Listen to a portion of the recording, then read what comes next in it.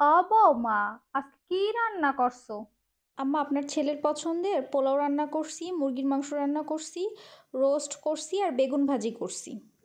আমাকে সময় আমরা শাশুড়ির কথা ছাড়া এক পাও নড়িনি, একটু তো জিজ্ঞেস করতে পারতা যে কি রানবো আজকে আম্মা।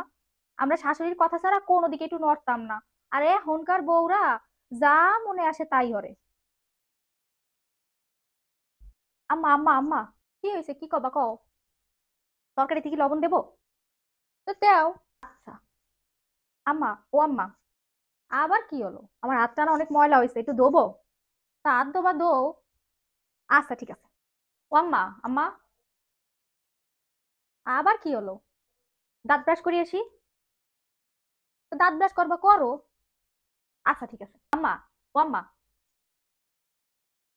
আবার কি হয়েছে? আপনার ছেলে ডাকতেছে, একটু যাবো?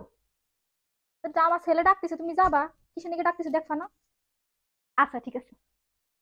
আম্মা আম্মা আম্মা, আমার না অনেক টয়লেট চাপছে, আমি টয়লেটে যাবো। ও আল্লাহ, তো তোমার এখন টয়লেট চাপছে, তুমি যাবা না? টয়লেটে যাও। আচ্ছা। আম্মা আম্মা আম্মা আম্মা, আবার কি হলো?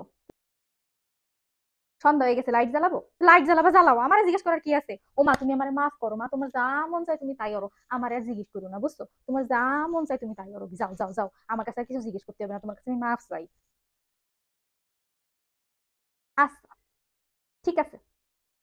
আচ্ছা।